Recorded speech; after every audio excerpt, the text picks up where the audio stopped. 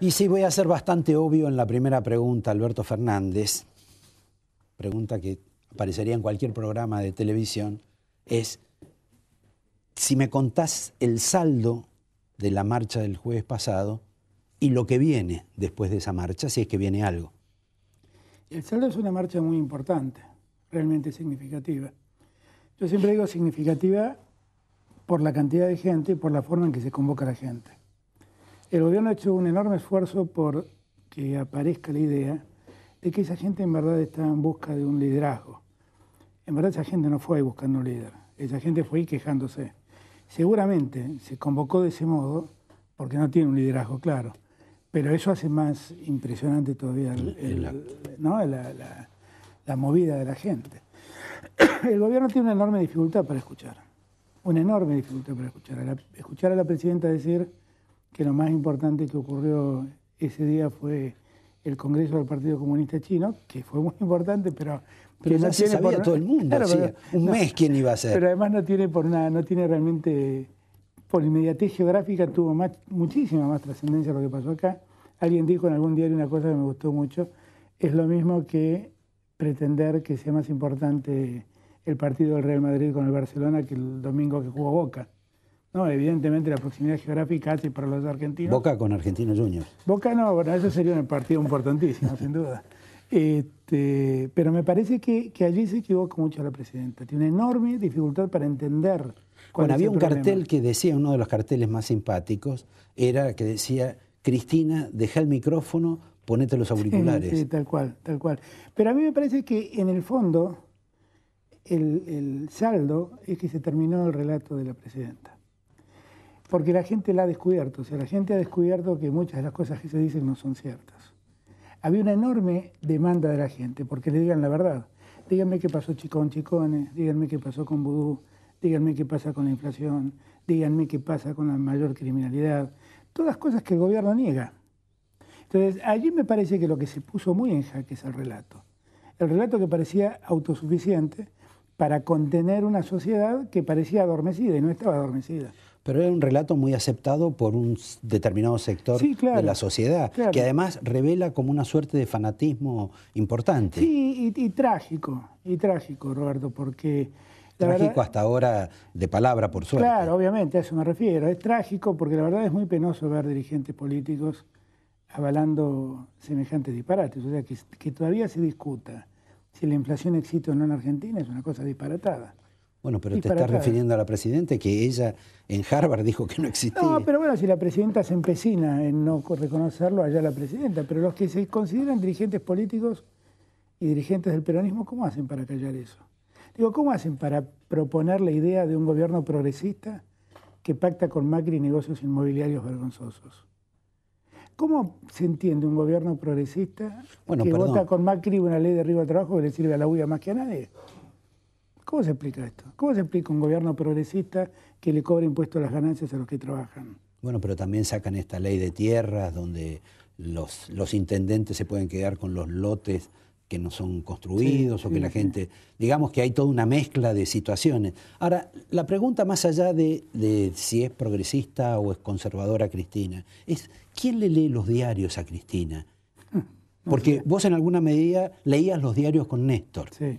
Y de un modo u otro, digamos, debían opinar sobre lo que salía. ¿Quién hace esa tarea? Si es que alguien hace esa tarea. No lo sé, porque me da la sensación que una de las cosas que ocurren es no decirle a la presidenta las cosas tal cual son.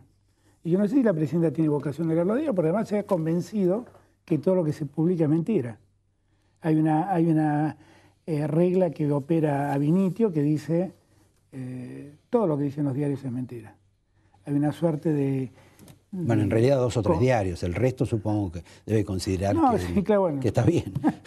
Tenés razón, ya a esta altura son 2 o 3 diarios. Pero me parece que ella tiene una enorme dificultad también para entender que el problema, los medios son los medios y ya sabemos cómo operan. Pero el problema no son los medios, el problema son los problemas que existen. Yo quisiera que el 7 de diciembre ella me cuente qué va a hacer con la inflación, que es mucho más importante. Y yo quisiera que me cuente cómo vamos a recuperar la inversión extranjera en Argentina después del fenómeno YPF. Bueno, que pasó 6 meses, se prometieron socios, inversores, ayudas y lo único que van a hacer es usar la plata de los jubilados para explotar algunos pozos viejos. Exactamente, y después usar la plata de las aseguradoras para cubrir lo que no pueden hacer con los fondos públicos. Igual todo eso no alcanza. Pero obvio que no alcanza, porque una de las cosas también que hay que entender, que si queremos el pleno empleo en Argentina, tenemos que mejorar muchísimo el nivel de inversión. Y para eso la inversión extranjera es central. Central. Sin irme de la pregunta de quién le lee los diarios, uno ve un staff de ministros, gente, digamos, mayor de edad. Se tiende a sospechar como que esos ministros no hablan con ella, mejor dicho, no tienen diálogo con la presidenta. ¿Esto es verosímil? Y yo no lo sé. Lo que sí sé... Bueno, pero has tratado con ellos. Sí, bueno, claro, lo que pasa es que me da no sé qué preguntarle semejante cosa, sinceramente. Yo me sentiría muy mal si viene un ciudadano y me pregunta siendo ministro si yo hablo con el presidente. Pero a mí me parece que hay un encierro muy grande de la presidenta, realmente. Y además una composición del escenario que tiene poco que ver con la realidad. Cuando uno le escucha hablar, dice, ¿de qué está hablando la presidenta? ¿No? Si la presidenta piensa que... Bueno, así como piensa que hay una confabulación internacional, lo que dijo el otro día, por ejemplo, sobre los acreedores, diciendo que en verdad el mundo se había confabulado contra Argentina para que Argentina no pague, y en ese complot están los que tienen que cobrar a la Argentina. Yo nunca escuché decir en ningún lugar del mundo que el que me tiene que cobrar está haciendo lo imposible porque no le pague. Es más, la historia argentina registra casos donde los acreedores se hicieron los tontos para tratar de cobrar algo. Exacto. El megacanje de Caballo. Ahí hay un caso. Entonces, a mí me llama poderosamente la atención que la presidenta pueda decir una cosa semejante. Hasta da la impresión que irritaron al propio juez Griesa, que en alguna medida había colaborado bastante con la Argentina. Muchísimo. Y que ahora el otro día muchísimo. Se enojó, inclusive dicen que la decisión que va a tomar va a ser de carácter casi inapelable. Sí, me impresionó mucho una cosa que, además a la luz de cómo funcionan las cosas en Argentina, ¿no? Que está a punto de declarar el desacato casi de la Argentina. Exacto. Por no cubrir un fallo que ha dictado. Alberto, una pregunta más íntima, digamos, si querés. ¿Te invitaron para la presentación de la película de Néstor Kirchner el 22? No. Pero no creo que no debo ni aparecer. Yo me siento Trotsky, viste que Trotsky Stalin en su momento. Pero ¿no? Trotsky algo había hecho. Yo no sé claro, si vos hiciste. Yo ni siquiera sé qué hice, exactamente. Pero viste que cuenta la historia que Stalin borró a Trotsky de toda la historia para que nadie piense que tuvo algo que ver con la revolución. Bueno, yo me siento un poco parecido.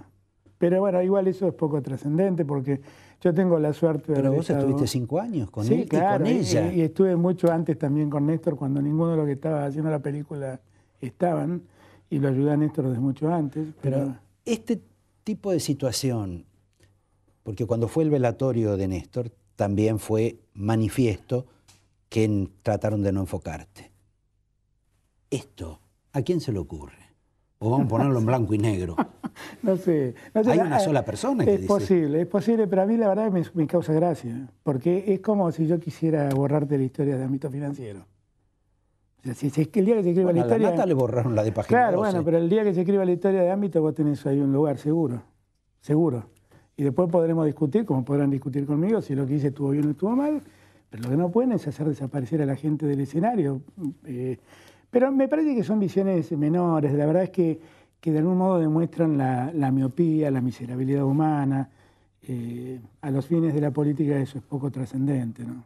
Ahora, por ejemplo, cuando vos hablás tan ostensiblemente del caso Vudú, ¿es porque a vos te duele el caso Vudú o porque sabés que al decirlo de esa forma le estás haciendo doler a alguien en particular? No, la presidenta es la única responsable de eso, así que...